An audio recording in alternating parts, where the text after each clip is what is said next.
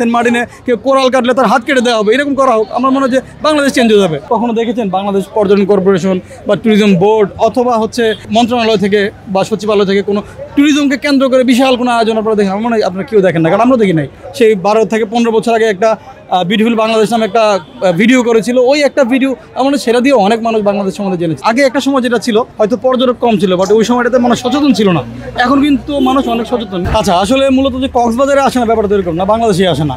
বাংলাদেশে আসানোর মূল কারণ হচ্ছে বাংলাদেশের যে ইনফ্রাস্ট্রাকচার, এটাতে আসলে খুবই মানে উইক বলতে পারি। ধরেন যে বাংলাদেশে যে কোনো সময় একটা স্পট বন্ধ হয়ে যাচ্ছে, সীমিত করে দিচ্ছে, মানে যে কোনো রকম একটা প্ল্যান চাইলেই করে ফেলতেছে। এবং এখানে আসলে বড় কোনো স্টেক হোল্ডার বা বড় কোনো কোম্পানি নাই বা বড় কোনো গার্ডিয়ান নাই যারা এটা নিয়ে প্রশ্ন করতে পারে। যে কারণে বাংলাদেশ আসলে আমার মনে হয় না যে ওই লেভেলের মানে ফরেন টুরিস্ট আসছে। ইনবাউন্ড ট্যুরিজম বাংলাদেশ নাই বললে চলে।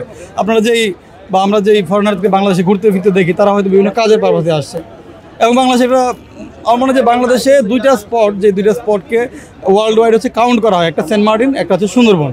তো এই দুইটা জায়গার জন্য আগে মানুষ আসতো। আমরা যখন ট্যুরিজম নিয়ে কাজ করতাম না, আমরা যখন ট্যুরিস্ট ছিলাম সেই সময় দেখতাম। বাট এখন ট্যুরিজম নিয়ে কাজ করতে সে দেখি এই জায়গাগুলোতে আসলে এত পরিমাণ বাধা, এত পরিমাণ অনিয়ম, এত পরিমাণ সিস্টেমের অভাব, যে কারণে হচ্ছে বাংলাদেশে ফরেন ট্যুরিস্ট আসতেছে না। এই শূন্যতার মূল কারণ হচ্ছে যে একটা পুরো বিশ্বে আমার মনে হয় যে সবাই এরকম মনে করে না যে বাংলাদেশ সিকিউরড না। আমরা যদিও ট্যুরিস্ট পুলিশ সহ অনেক আয়োজন করেছি পর্যটকদের স্বার্থে, কিন্তু এখনও এটার ওভারঅল গুড মেসেজটা সারা ওয়ার্ল্ডে যায় না। আর তার চেয়ে বড় হচ্ছে যে প্রচার এবং প্রসারের অভাব। মানে আপনি শ্রীলঙ্কাকে দেখেন, মালদ্বীপকে দেখেন বা নেপালকে দেখেন, তারা তাদের গভর্নমেন্ট লেভেলে যে পরিমাণ স্ট্রং ট্যুরিজমের ক্ষেত্রে এবং তারা যে পরিমাণ প্রসার করতেছে ট্যুরিজমটা নিয়ে সেন্ট্রালি। আপনারা যেহেতু ইলেকট্রনিক মিডিয়ায় আছেন, আপনি কখনো দেখেছেন বাংলাদেশ পর্যটন কর্পোরেশন বা ট্যুরিজম বোর্ড অথবা হচ্ছে মন্ত্রণালয় থেকে বা সচিবালয় থেকে কোনো ট্যুরিজমকে কেন্দ্র করে বিশাল কোনো আয়োজন আপনারা দেখেন? আমার মনে হয় আপনারা কেউ দেখেন না, কারণ আমরা দেখি নাই। আমরা এই সেক্টরে ওতপ্রোতভাবে জড়িত আছি প্রায় এক যুগের মতো সময়, এখন পর্যন্ত আমরা দেখিনি। সেই 12 থেকে 15 বছর আগে একটা বিউটিফুল বাংলাদেশ নামে একটা ভিডিও করেছিল, ওই একটা ভিডিও আমার সেটা দিয়ে অনেক মানুষ বাংলাদেশ সম্বন্ধে জেনেছে। তারপরে আর কোথায়?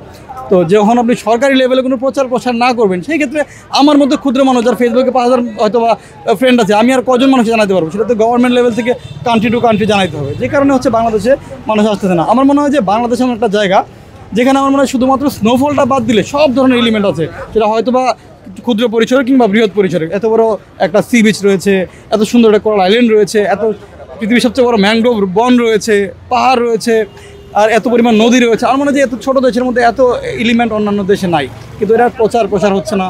আর ট্যুরিজমে এত পরিমাণ বাধা গভর্নমেন্ট লেভেল থেকে আসতেছে, তারপর হচ্ছে প্রাইভেট লেভেল থেকে আসতেছে, লোকাল লেভেল থেকে আসতেছে। আমরা আসলে কুলি করতে পারতেছি না, যে কারণে ট্যুরিজমটা ওইভাবে আগাচ্ছে না।